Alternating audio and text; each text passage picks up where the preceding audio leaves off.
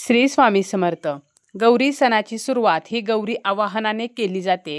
गौरी आवाहन म्हणजेच आपण या दिवशी गौराई घरात आणत असतो, गौरी आगमन करत असतो। ज्येष्ठा गौरी आगमन हे कसे करावे, गौरी घरात घेताना काय म्हणावे, यंदा 2025 मध्ये 31 ऑगस्टला गौरी आवाहन केले जाणार आहे। तर या दिवशी आपण गौरी घरात घेण्याची योग्य पद्धत कोणती हेच या व्हिडिओमध्ये पाहणार आहोत। ज्याप्रमाणे गणेश भक्तांना गणेशोत्सवाचे वेध लागलेले असतात, वर्षभर ते आतुरतेने गणपती बाप्पांच्या आगमनाची वाट पाहतात, त्याचप्रमाणे सौभाग्यवती स्त्रिया सुद्धा गौरीच्या सणाची वर्षभर वाट पाहत असतात। भाद्रपद महिन्यामध्ये गौरी गणपती येत असतात। गणपती बाप्पांचे आगमन झाल्यानंतर येतात त्या म्हणजे गौराई।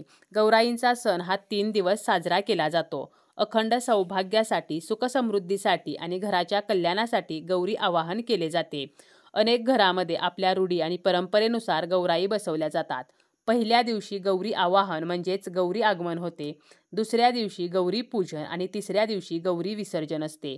गौरी हे माता पार्वतीचेच दुसरे नाव आहे। भाद्रपद महिन्यात ज्येष्ठा व कनिष्ठा गौरीचे आगमन होते। महालक्ष्मी म्हणजेच श्रीहरी विष्णूंची पत्नी आणि एक भगवान शंकरांची पत्नी पार्वती, तर या दोघींची पूजा केली जाते। गौरी ज्या आहेत तर त्या जोडीने येत असतात आणि त्यापैकी एक म्हणजे महालक्ष्मी असते आणि एक जी आहे तर ती म्हणजे पार्वती असते। माता पार्वती म्हणजे ज्येष्ठा गौरी। गौरी ठरलेल्या दिवशी येतात आणि ठरलेल्या दिवशीच जातात। गौरी ही माहेरवाशीन म्हणून येत असते आणि ती 3 दिवसांची पाहुणी असते। गौरी आवाहन जे आहे तर ते अनुराधा नक्षत्रावरती केले जाते। गौरी पूजन हे ज्येष्ठ नक्षत्रावरती केले जाते, म्हणूनच याला ज्येष्ठा गौरी पूजन म्हणतात। आणि गौरी विसर्जन हे मूळ नक्षत्रावरती केले जाते। गौरी आपण जेव्हा घरात घेतो म्हणजे गौरी आवाहन करतो, त्यापूर्वी आपले घर आणि घराबाहेरचा परिसर स्वच्छ करायचा आहे। दारामध्ये छान अशी रांगोळी काढायची आहे। मुख्य दरवाजावरती स्वस्तिक चिन्ह काढायचं आहे। उंबरठ्याला हळदीचं लेपन करायचं आहे। दरवाजाला तोरण लावायचं आहे। आपण रेडीमेड तोरण लावू शकतो किंवा आंब्याच्या पानांचं आणि झेंडूच्या फुलांचं तोरण लावू शकतो। तसेच आपल्याला लक्ष्मीची पावले सुद्धा उंबरठ्यात काढायची आहेत। तुळशीजवळ रांगोळी काढायची आहे। लक्ष्मीची पावले तुळशीजवळ सुद्धा काढायची आहेत, कारण जेव्हा आपण गौरी घरामध्ये घेतो तर त्यावेळेला तुळशीपासून त्या घरामध्ये घेतल्या जातात आणि म्हणून तुळशीपासून ते ज्या ठिकाणी आपण गौरी बसवणार आहोत तर त्या ठिकाणापर्यंत लक्ष्मीची पावले काढायची आहेत। त्यावरती हळदी कुंकू व्हायचं आहे। आपण रांगोळीच्या साह्याने ही पावले काढू शकतो किंवा आपण हळदी कुंकवाचं पाणी करून आपल्या हाताच्या साह्याने सुद्धा ही लक्ष्मीची पावले जी आहेत तर ती काढू शकतो। आपली तुळस जी आहे तर ती जर गॅलरीमध्ये असेल तर आपल्याला ती तुळशीची कुंडी जी आहे तर ती घराबाहेर नेऊन ठेवायची आहे, कारण आपण जेव्हा गौरी घरात घेतो तर तेव्हा घराच्या बाहेरून त्या घरामध्ये घेत असतो।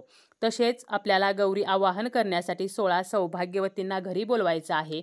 16 जणींना बोलावणे शक्य नसेल तरी किमान 5 जणींना बोलावायचं आहे आणि त्यांच्या सहवासातच आपल्याला या गौरी घरात घ्यायच्या आहेत। प्रत्येक भागानुसार गौरी वेगवेगळ्या असतात, जसं की खड्याच्या गौरी, पानाफुलांच्या गौरी किंवा गौरीचे मुखवटे असतात। तर काही भागामध्ये तांदळाच्या राशीवर मुखवटे ठेवतात, काही भागामध्ये स्टँडवरती ठेवतात, तर काही भागांमध्ये मडक्याची उतरण करून त्यावरती गौरी बसवल्या जातात। आता जेव्हा आपण गौरी घरात घेणार आहोत तर त्यावेळेला आपली जी तुळस आहे तर त्या ठिकाणी आपल्याला एक पाट ठेवायचा आहे। त्यानंतर त्या पाटावरती आपल्याला एक परात ठेवायची आहे किंवा मोठी आपल्याला पाठी ठेवायची आहे आणि ही धान्याने भरून ठेवायची आहे। म्हणजे काय तर परातीमध्ये धान्य भरायचं आहे आणि तुळशीजवळ जो पाट मांडलेला आहे तर त्यावरती आपल्याला ही परात ठेवायची आहे। त्या पाटाभोवती सुद्धा आपण छान अशी रांगोळी काढायची आहे। तुळशीजवळ आपल्याला दिवा सुद्धा लावायचा आहे, शक्य असल्यास तुपाचा दिवा लावायचा आहे, अगरबत्ती लावायची आहे। आणि आपण ज्या परातीमध्ये किंवा पाटीमध्ये धान्य भरलेलं आहे त्यावरती गौरीचे मुखवटे ठेवायचे आहेत। दोन्ही मुखवट्यांमध्ये आपल्याला गणपती बाप्पा ठेवायचे आहेत। मूर्ती असेल तर मूर्ती ठेवायची आणि जर मूर्ती नसेल तर सुपारी ठेवायची आहे। आणि गौरीचे जे मुखवटे आहेत तर त्या गौरीच्या डोक्यावरती आपल्याला नवीन ब्लाऊज पीस सुद्धा ठेवायचे आहेत। यानंतर आपल्याला गौरीचे तोंड जे आहे तर ते पूर्वेकडे येईल अशाच प्रकारे आपल्याला हे मुखवटे मांडायचे आहेत। तसेच आपण जे गणपती बाप्पा दोन्ही गौराईंच्या मध्ये ठेवलेले आहेत तर या गणपती बाप्पांना आपल्याला वस्त्रमाळ घालायची आहे। गणपती बाप्पांना सुद्धा आपल्याला हळदी कुंकू लावायचं आहे।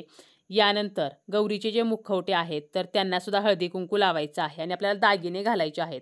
जास्त दागिने घालायचे नाहीत, तर मंगळसूत्र आणि नथ फक्त घालायची आहे आणि वस्त्रमाळ सुद्धा आपल्याला गौराईंना घालायची आहे।